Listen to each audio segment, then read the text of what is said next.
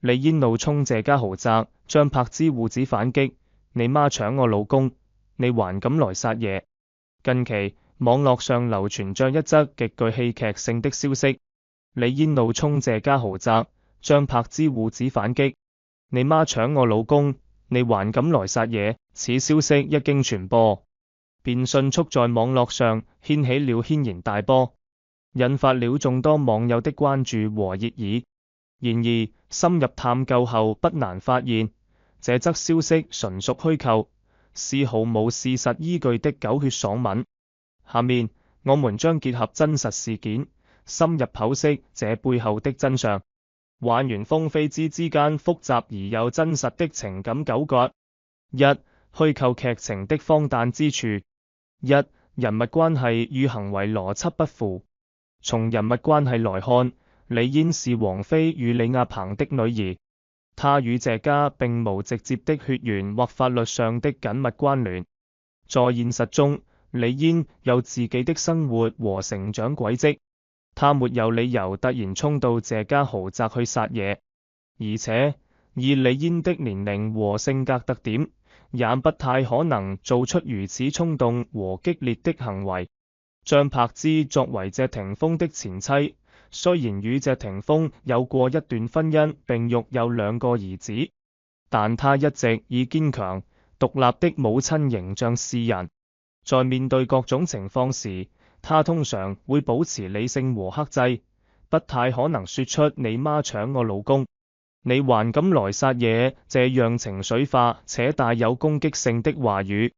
這種人物行為與他們一貫的形象和性格嚴重不符，明顯是虛構劇情的刻意編排。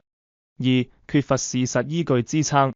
整個虛構劇情沒有提供任何具體的時間、地點、事件經過等詳細信息，完全是無中生有。在現實生活中，並沒有任何可靠的報道或證據表明發生了這樣的事情。與之形成鮮明對比的是，真實發生的明星事件往往會有媒體的多方面報道和證實，會有具體的時間節點、現場情況描述等，而這則虛構消息只是憑空捏造出一個情節，沒有任何事實基礎，只是為了吸引眼球而編造的狗血故事。二、鳳飛之真實情感歷程回顧。一、謝霆鋒與王菲跨越多年的戀情。謝霆鋒與王菲的戀情堪稱娛樂圈的一段傳奇。2000年，19歲的謝霆鋒與31歲的王菲因音樂結緣，開啟了一段轟動娛樂圈的姐弟戀。他們以摩托車相隨、機場牽手等高調舉動成為焦點，向世人展示了他們之間熾熱的愛情。然而，這段感情並非一帆風順，由於王菲與李亞鵬的婚姻，他們的戀情暫時畫上了句號。2014年，謝霆鋒與王菲被捕復合，這一消息再次引發了公眾的廣泛關注。復合後的他們低調相處，很少在公眾面前秀恩愛，只是以感恩相遇回應外界的猜測。他們更注重彼此之間的感情交流，享受着這份跨越多年的愛情。這種低調而穩定的感情狀態，與虛構劇情中那種激烈衝突的場景形成了鮮明的對比。二、謝霆鋒與張柏芝從結婚到離婚。謝霆鋒與張柏芝相識於微時，1999年底，他們因共同拍攝動畫電影《老夫子》而結緣。彼時兩人都是演藝圈冉冉升起的新星，媒體也將他們捧為娛樂圈的金童玉女。2005年，兩人因合作電影《無極》再度重逢，舊情復燃，感情迅速升溫。2006年，他們在菲律賓秘密註冊結婚，高調宣布結婚喜訊，成為了眾人眼中的天造地設的一對。婚後，張柏芝回歸家庭，為謝霆鋒生下2個可愛的兒子，一家4口的生活看似幸福美滿。然而，2008年艷照門事件的爆發，給他們的婚姻帶來了巨大的衝擊。儘管謝霆鋒起初公開表示與張柏芝的感情未受此事影響，但這段婚姻還是逐漸出現了裂痕。2011年，兩人最終選擇了分道揚鑣，結束了這段長達5年的婚姻。離婚後，張柏芝獨自承擔起撫養孩子的重任，而謝霆鋒則在與張柏芝分開後和王菲舊情復燃。三人之間的複雜關係。謝霆鋒、王菲和張柏芝三人之間的關係錯綜複雜，充滿了情感的糾葛和無奈。謝霆鋒在王菲和張柏芝之間徘徊，經歷了愛情的起伏和婚姻的變故。王菲在經歷了兩段破裂的婚姻後，與謝霆鋒復合，尋找着屬於自己的幸福。而張柏芝則在離婚後，獨自面對生活的挑戰，努力撫養兩個兒子長大。他們之間的關係並非簡單的搶老公或爭風吃醋，而是涉及到愛情、婚姻、家庭和責任等多個方面。每個人都有自己的選擇和無奈，他們的情感歷程也反映了娛樂圈中明星生活的複雜性和不確定性。真實事件中的三方態度與表現。謝霆鋒成熟理性的情感處理。謝霆鋒在處理與王菲和張柏芝的關係時，逐漸表現出成熟和理性的一面。在與王菲復合後，他選擇了低調相處，尊重彼此的生活空間，不希望外界過多地干擾他們的感情。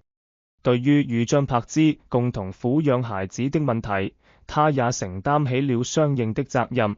雖然與張柏芝離婚，但多次公開表示柏芝是家人，並共同參與孩子的成長。例如，在孩子的重要節日或活動時，謝霆鋒會盡量抽出時間陪伴孩子，給予他們父愛。他明白，無論與張柏芝的感情如何變化，孩子都是無辜的，他們需要父母的關愛和陪伴。這種成熟理性的情感處理方式，有助於減少對孩子的傷害，也為他們三人之間的關係奠定了一個相對和諧的基礎。王菲低調神秘的生活態度。王菲一直以來都以低調神秘的形象示人，她的生活重心更多地放在個人興趣和音樂創作上。在與謝霆鋒復合後，她依然保持着這種低調的生活方式，很少在公眾面前曝光自己的感情生活。她尊重謝霆鋒與張柏芝共同撫養孩子的安排，不參與其中的是非紛爭，專注於自己的生活和音樂事業。王菲的教育方式也體現了她對子女自由發展的尊重。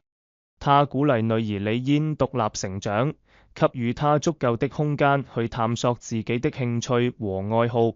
例如，李嫣在藝術領域展現出了獨特的天賦和興趣，王菲支持她參加各種藝術活動，讓她在自由的環境中茁壯成長。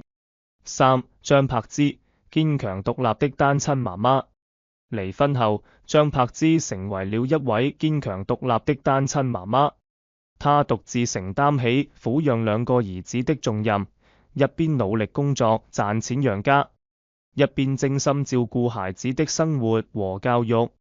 她注重與孩子的溝通和互動，給予他們充分的關愛和陪伴，努力為孩子創造一個溫暖、和諧的家庭環境。張柏芝在面對生活的壓力和困難時，始終保持着樂觀積極的態度。她沒有被挫折打倒，而是勇敢地面對挑戰，努力追求自己的幸福。例如，她在2018年生下第3個兒子後，調整生活節奏，積極參與電商直播等活動，推廣產品，為自己的事業和家庭努力奮鬥。同時，她也經常帶着孩子看望前公公謝賢，展現出了她的寬容和大度。公眾應理性看待明星情感問題。一、避免盲目相信和傳播虛構消息。在信息爆炸的時代，網絡上充斥着各種關於明星的傳聞和消息，其中不乏虛構的狗血爽文。公眾應該保持理性和清醒的頭腦，避免盲目相信和傳播這些沒有事實依據的消息。在看到類似的傳聞時，要多思考、多求證，通過可靠的媒體渠道獲取真實的信息。例如，對於李嫣怒衝謝家豪宅、張柏芝護子反擊這樣的消息，公眾可以思考其人物關係和行為邏輯是否合理，是否有相關的報導或證據支持。如果沒有，就應該認識到這可能是虛構的劇情，不要輕易參與傳播，以免造成不良影響。二、尊重明星的隱私和個人生活。明星雖然是公眾人物，但他們也有自己的隱私和個人生活，公眾應該尊重他們的隱私權，不要過度關注和干涉他們的私人事務。明星的感情生活是他們個人的事情，我們應該以客觀、理性的態度看待，不要對其進行無端的猜測和評價。例如，謝霆鋒、王菲和張柏芝三人之間的情感糾葛是他們自己的選擇和生活經歷，公眾不應該對其進行道德綁架或過度解讀。我們應該關注他們的作品和貢獻，而不是將過多的注意力放在他們的私人生活上。三、從明星情感故事中吸取正能量。明星的情感故事雖然充滿了戲劇性和複雜性，但其中也不乏一些值得我們學習和借鑒的地方。公眾可以從他們的經歷中吸取正能量，如謝霆鋒的成熟理性、王菲的獨立自信、張柏芝的堅強樂觀等。這些品質可以幫助我們在面對生活中的困難和挑戰時，保持積極向上的態度，勇敢地追求自己的幸福。例如，張柏芝在離婚後獨自撫養孩子，面對生活的壓力依然堅強樂觀，這種精神值得我們學習。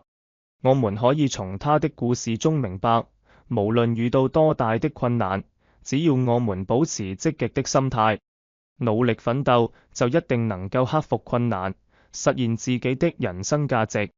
網絡上流傳的李嫣怒衝謝家豪宅、張柏芝護子反擊的消息純屬虛構，是毫無事實依據的狗血爽文。我們應該以理性和客觀的態度看待風飛之三人之間的情感糾葛，尊重他們的隱私和個人生活，從他們的真實經歷中吸取正能量。同時，公眾也應該提高辨別能力，避免盲目相信和傳播虛構消息，共同營造一個健康、和諧的網絡環境。